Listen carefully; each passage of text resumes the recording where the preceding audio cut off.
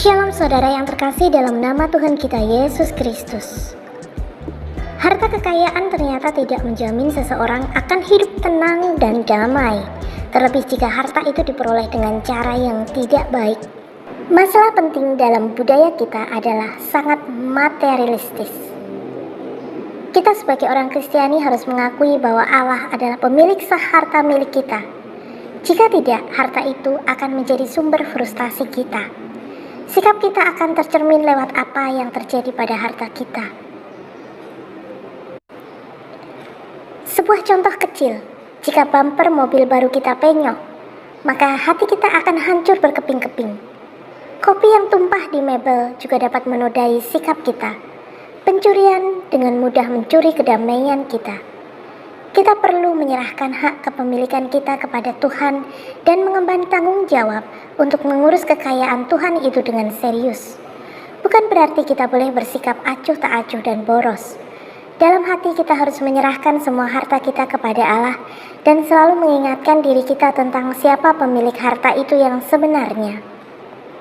1 Tawarik 29 ayat 11. Ini akan menolong kita menggunakan harta itu dengan bijaksana, menyimpannya dengan baik dan menikmatinya seutuhnya. Ukuran kekayaan kita yang sesungguhnya adalah harta yang kita miliki di surga. Dan semua orang yang minta ke setan, baik setelah terkabul maupun pada waktu meminta, pasti ada hewan-hewan bernyawa yang dikorbankan. Ayam pun harus ayam kampung, tidak boleh ayam horn, Kentucky Fried Chicken. Kenapa? Setan yang takut kolesterol. Ayam, kerbau, sapi, ada hewan yang dikorbankan. Dan semua puncak ritual mistik, kuasa gelap, orang minta kayak setan, semua pasti malam Jumat. Maka puncak ritual hari Jumat, hari ke-6. Dan darah hewan bernyawa dicurahkan ke tanah. Dan tidak boleh ada mangkok atau piring. Kenapa? Dari saren. Kenapa ke tanah? Ingat, manusia berasal dari tanah. Dari tanah kembali ke tanah. Artinya jalur DNA keturunan manusia. Maka kalau korban kuasa gelap itu hewannya dicurahkan ke jelas. Dan hari Jumat jelas. Dan hari Jumat ingat perjanjian. Dan curahkan ke tanah dan mengikat kejadian masa depan. Nah, sekarang akan saya jelaskan supaya saudara mengerti apa kalau orang minta kayak itu hewan-hewan bernyawa. Nah, saya minta Bapak ini ke sini, Pak. Yang belakang. Saya cari contoh Pak ya, yang selalu mirip. Nah. Ini Pak ya. Wah, ini sterek bener nih. Wah, olahraga nih. Contoh aja Pak, jadi setannya. Nah, saya minta ini ke sini.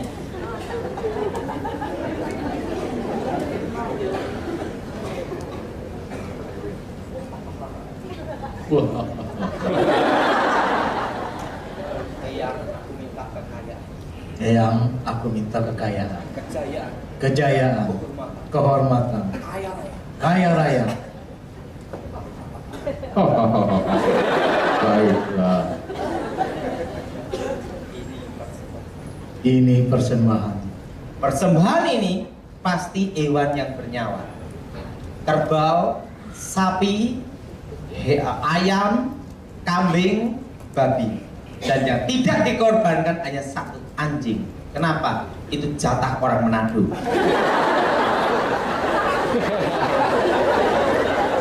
Jadi setan tidak boleh ngambil jatah orang Batak dan Manado.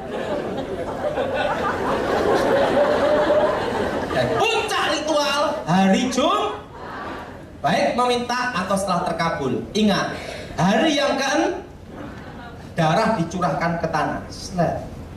Lambang dari keturunan jalur DNA manusia. Makanlah. Setelah persembahan, saji harus makan. Kalau dia makan bagian kepala, orang tua yang disayangi mati atau sakit parah kecelakaan. Itu lambang dari orang tua. Kalau dia makan bagian leher, anak yang paling disayangi cacat atau mati kecelakaan. Itu bagian leher. Kalau makan bagian sayap, ini sayap ini adalah tangan keturunannya cacat dan sakit semua, anak cucunya. Kalau itu kerbau sapi, kaki depan, itu lambang dari keturunannya. Kalau itu kaki belakang, itu lambang kaki keturunannya akan cacat atau sakit bagian kaki semua. Nah, kalau dia makan bagian kulit, maka anak cucunya akan terkena kutukan penyakit kulit atau mati dengan cara sama, kanker semua, kanker semua. Jelas? Nah, kalau yang bersangkutan makan bagian ekor, kalau ayam bruto, maka anak cucunya yang kawin pasti cerai, dan anak cucunya jadi perawan tua, perjaka tua, expired kadaluarsa. Itu makan bagian ekor. Kalau dia makan bagian dalam-dalam, usus itu jeroan, itu adalah jeroan lambang keturunannya anak cucunya. Kalau dia makan bagian hati, maka anaknya sakit bagian liver semua. Kalau dia makan bagian jantung, anaknya sakit bagian jantung semua. Pak, kalau dimakan semua, bubar. Bisa. Itu adalah lambang dari jelas.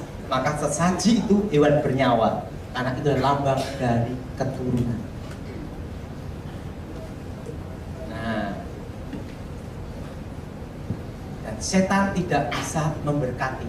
Setan bukan pencipta. Jelas?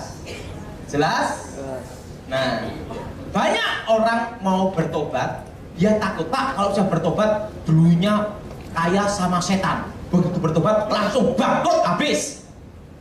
Nah, orang salah tafsir tentang Ayub. Ingat, ikut sama, Ayub orang benar, orang saleh, tidak ada perjanjian setan. Ingat, iblis mencobai, Tuhan mengizinkan, Tuhan menguji. Tapi ingat, Ayub ada pemulihan 2 kali lipat. Amin. Tapi ingat, konteks Ayub beda dengan konteks perjanjian setan. Nah, kadang tuh orang salah tafsir. Nah, itu Ayub dihabiskan, tapi tidak lihat konteksnya bahwa Ayub tidak ada perjanjian setan. Tapi Tuhan menguji, Tuhan mengizinkan, iblis mencoba.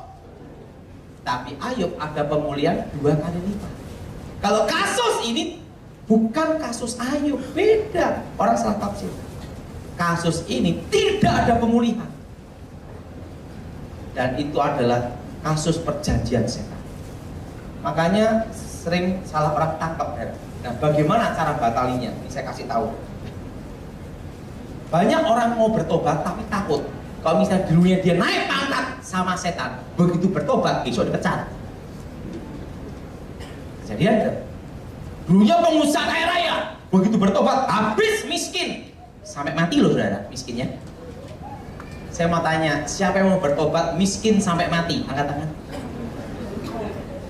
Nah, kadang orang berpikir takut di sini, betul? Karena dia pikirkan kasusnya Ayub sama dengan kasus ini, beda. Ayub tidak ada perjanjian setan. Suatu kali ada seorang pengusaha, dia mau bertobat tapi takut masalah itu. Jadi dulu ada namanya PP10. Orang-orang keturunan Chinese disuruh balik ke Tiongkok. Nah, dengar? Nah, ada seorang pemuda miskin sekali. Dia pergi ke tempat keramat buaya putih di Kalimantan. Dia sembunyi dan tidak mau ke Tiongkok. Dia berkata kepada tempat keramat itu, aku relakan nyawaku untuk engkau dan sekeluargaku, asal aku beri kekayaan dan kehormatan. Dibuatlah perjanjian setan. Dia jadi kaya raya. Tambak udangnya aja ratusan hektar. Kaya raya. Dan dia menikah sama orang Kristen. Ini pentingnya doa penyerahan anak. Nah, dapat perempuan Dayak. Tetapi ingat, aliran karismatik garis keras. bukan hanya radikalisme, ini ada yang garis keras. Jadi kalau garis keras itu doanya ini, itu garis keras. Itu karismatik, garis apa? Jadi kalau muji Tuhan, wah Tuhan. Jadi Tuhan, malaikatnya denger gini, wah, segera cepat dikabulkan doanya. Kenapa? Kalau enggak ini bahaya nih, lantainya bisa ambruk. Itu karismatik, garis apa?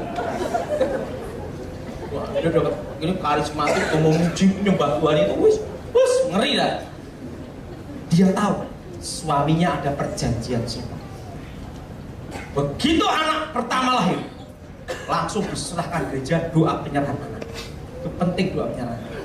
Sampai lahir anak ketiga, langsung didoakan penyerahan anak. 3 anaknya hidup semua, tidak ada yang mati. Buayanya mau makan ini tidak bisa, jadi buaya ompong. Sang ayah ini tahu kok terbukti Yesus bisa nyelamatin anak-anaknya. Kalau anaknya tidak ke gereja, mungkin dimarah-marahin, tapi dia sendiri tidak pernah ke gereja karena dia takut kalau dia bertobat semua habis. Setelah itu salah satu anaknya itu punya pacar teman saya, minta datang ke sana, ke Kalimantan. Saya lihat bapak ini, wajah ini buaya bener ya. Kondisi sekarang mati ndak, hidup ndak. Saya ngomong sama dia, kamu percaya Yesus pasti selamat. Dia ngomong ini, Pak, saya tuh mau percaya Yesus, saya tahu Yesus bisa nyelamatin saya, tapi bagaimana dengan tambah udang saya, harta saya? Kalau saya bertobat ini diambil semua. Saya miskin, Pak. Daripada itu lebih baiknya saya bertobatnya waktu mau mati. Yang penting bukan awal tapi akhir. Saya ngomong sama dia, engkau percaya Yesus, engkau tetap kaya. Gimana? Udahmu selamat.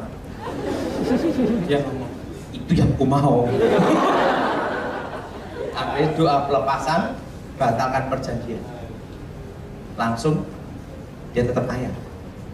Kenapa ada yang bertobat langsung habis? Ini sebenarnya rahasianya. Nah, saya minta bapak ini lagi aja tuh.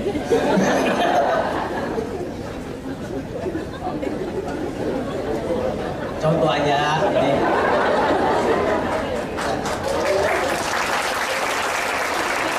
Nah, ini di sini.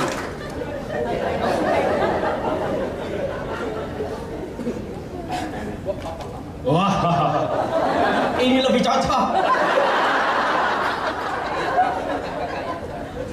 aku minta kekayaan, kehormatan, kejayaan, dan nama besar, kaya raya. Baiklah. Ini sesajinya. Ingat, hewan bernya, puncak ritual, hari Jumat, perjanjian masa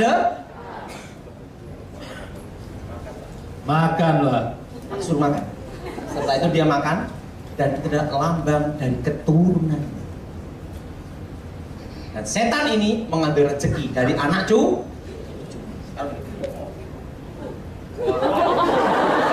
ini Pak.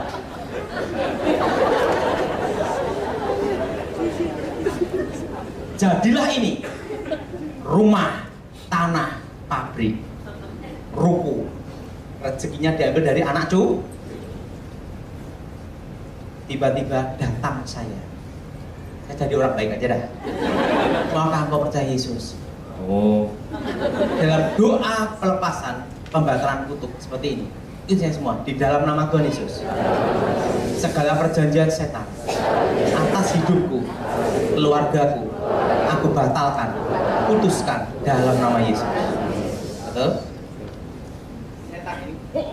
Wah, mau nyerang dia tidak bisa, perjanjian sudah mau nyerang anak cucunya tidak bisa, perjanjian sudah batal. Tapi ada yang belum yang dibatali, perjanjian masa depan hari ke-6 Jumat ini dia. Kenapa? Ingat, hari ke-6. Jadi yang belum dibatalin adalah perjanjian masa depan hari yang ke-6. Dia bertobat, tapi kerja apapun habis. Kenapa habis? Karena ingat saudara, masa depannya, perjanjiannya belum dibatalin. Dia baru batalin hidup dan keluarganya. Dan setan punya hak atas ini semua. Kenapa? Setannya tidak mau rugi, tekor juga. Jelas? Jelas? Nah, sekarang sini lagi. Harusnya di dalam pembatalan perjanjian harusnya seperti ini. Ini saya semua. Di dalam nama Tuhan Yesus, segala perjanjian setan, segala kutuk sumpah serapah, ikatan roh jahat atas hidupku, masa depanku, keluargaku, harta bendaku, tempat tinggalku, cita-citaku, masa depanku, aku batalkan, putuskan dalam nama Yesus. Hari ini hidupku, keluargaku, masa depanku, tempat tinggalku, cita-citaku bukan milik setan, tapi ditebus oleh darah Yesus. Amin. Setan ini mau nyerang ini nggak bisa, mau ambil ini nggak bisa. Karena apa? Sudah batal perjanjian masa depan. Karena kalau tidak dibatalkan ini, dia punya masa depannya habis. Kasih. Pak, sekarang kan tahu cara batalin perjanjian. Kalau gitu minta setan dulu baru bertobat. Setan itu raja tipu, belum kaya udah mati. Dan yang kedua, setan tidak bisa berkati. Itu diambil dari anak cucu. Jelas? Jelas? Karena setan bukan pencipta. Makanya dukun itu tidak minta kaya sendiri, karena tahu diambil dari mana. Jelas? Jelas? Ingat, ini saya semua. Setan bukan pencipta. Setan bukan sumber berkah. Jelas? Jadi kalau orang minta jimat keselamatan ke setan, nabrak mobil selamat, nabrak motor selamat, nabrak kereta api tetap mati, itu keselamatan anak cucunya dipindah orang tuanya. Anak cucunya nanti sering kecelakaan sama sakit-sakitan. Jelas? Dan yang minta jimat selamat kena kutukan, miskin seumur hidup. Ingat, setan tidak ada tujuan menolong manusia. Karena setan tahu, ikut saya semua, tidak diampuni. Jelas?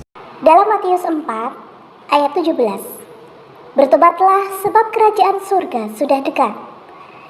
Seruan untuk bertobat adalah perkataan pertama yang disampaikan Tuhan Yesus pada saat ia mulai dalam pelayanannya di bumi.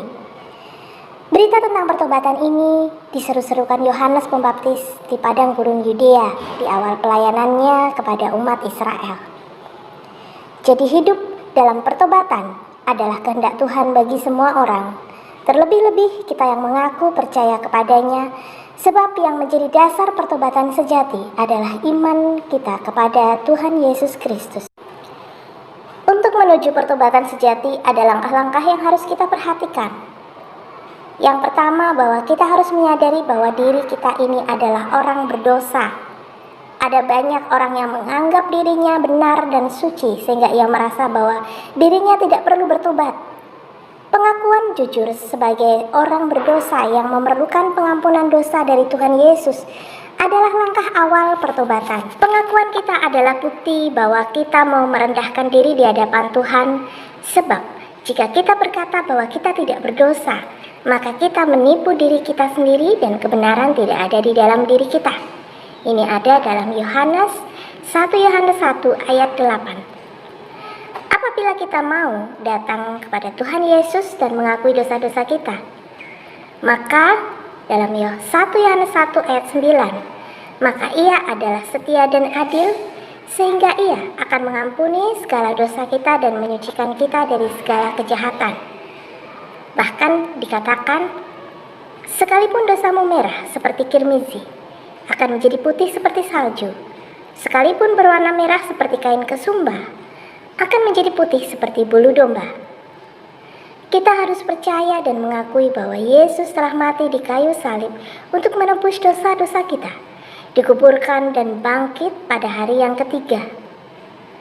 Yang kedua, kita pun harus mengaku dengan mulut dan percaya bahwa Yesus adalah Tuhan dan Juru Selamat.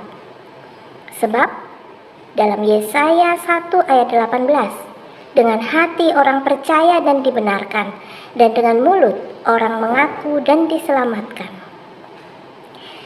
Jadi kita diselamatkan bukan karena perbuatan kita, tapi semata-mata karena anugerah Tuhan. Sebab karena kasih karunia kamu diselamatkan oleh iman.